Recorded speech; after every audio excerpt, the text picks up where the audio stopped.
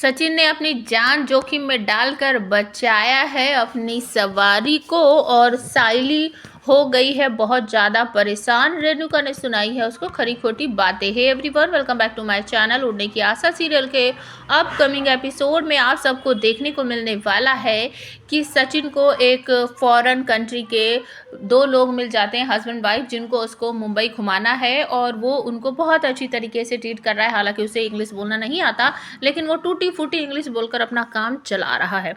तो वो उन दोनों को घुमाता हुआ ले जाता है एक ढाबे पर, जहाँ पर जाकर वो उनको कहता है कि आप लोग अपना नाश्ता वास्ता खाना पीना कर लो, मैं इधर ही बैठा है। तो वो दोनों बैठकर अपना नाश्ता वास्ता कर रहे होते हैं। तभी अचानक से वहाँ पर एक चोर टाइप का इंसान आता है और वो उसका बैग लेकर भाग जाता है। लेकिन सचिन उसको तुरंत ही पकड़ लेता है और बहुत बुरी तरीके से उसको मारता है, उससे बैग छीनता है। तो दोनों जो उसके सवारी हैं वो कहते हैं कि सचिन बी केयरफुल, अपने आप को बचाना, चोट मत लगवाना, मतलब इंग्लिश में बोलते रहते हैं। और सचिन उसको हाथ मरोड़कर उससे बैग छीन लेता है और फिर बैग उनके पास फेंक देता है कि मैडम अपना बैग पकड़ो। और तभी वो गुंडा चाकू निकालता है और सचिन को कहता है छोड़ मेरा हाथ, छोड़ मेरा हाथ। तो सचिन उसका चाकू छीनकर कहता है मारकर तोड़ दिया तो मेरे को चाकू दिखाएगा, रुक जा मैं तेरे को अभी बताता है। तो वहीं पर कुछ लोग आ जाते हैं ढाबे में से निकलकर और वो पकड़ कर ले जाते हैं और उस गुंडे की अच्छे से धुलाई वुलाई कर देते हैं। और तभी सचिन उनके पास जाता है, कहता है मैडम सर कुछ हुआ तो नहीं, आप लोग ठीक है ना?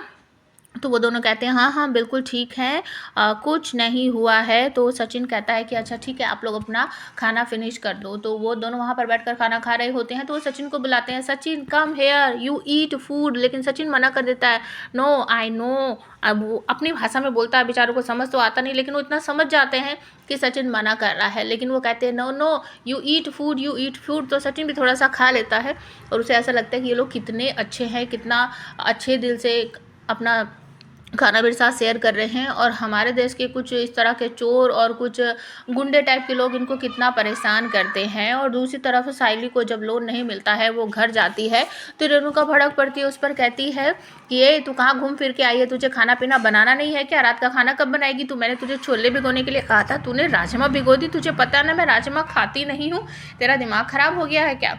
तभी अचानक से वहाँ पर परेश आ जाते हैं और साइली कहती है कि मेरा काम बिगड़ रहा है और आप ना जाइए मंदिरा जी के पास और उनको सब कुछ बताइए, वैसे भी आप सब कुछ बताती हो। तो परेश कहते हैं रेणुका को कि रेणुका तुझे पता है आज ना मेरे साथ क्या हुआ? जिस दुकान से मैं सामान लेता हूँ ना, उसने मुझे एक फटा हुआ नोट दिया और जब मैंने उसे बोला कि भाऊ तूने फटा हुआ नोट दिया, इसको चेंज कर दे, तो मुझ पर ही चटकने लगा, मुझे बोलने लगा नहीं नहीं मैंने नहीं दिया है। तो पता है मैंने उसको फिर सबक कैसे सिखाया? मैंने उस फटे हुए नोट को ना टेप लगाकर चिपका दिया और उसी को देखकर फिर दूसरा सामान ले आया। तो रेणुका कहती है वाह वाह क्या बात है परेश, तुम भी सीख गए हो। तो खड़े हुए ये सब देख रही होती है, उसे कुछ समझ नहीं आता। तभी परेश कहते हैं कि बहुत से लोग ना इतना चालाक बनते हैं कि सामने से आकर मुंह पर कह देते हैं नहीं नहीं मैंने तो ऐसा कुछ भी नहीं किया, लेकिन उसको ये नहीं पता होता है कि जिसके साथ तू ये सब चालाकी कर रहा है वो सब तेरी चालाकी समझता है।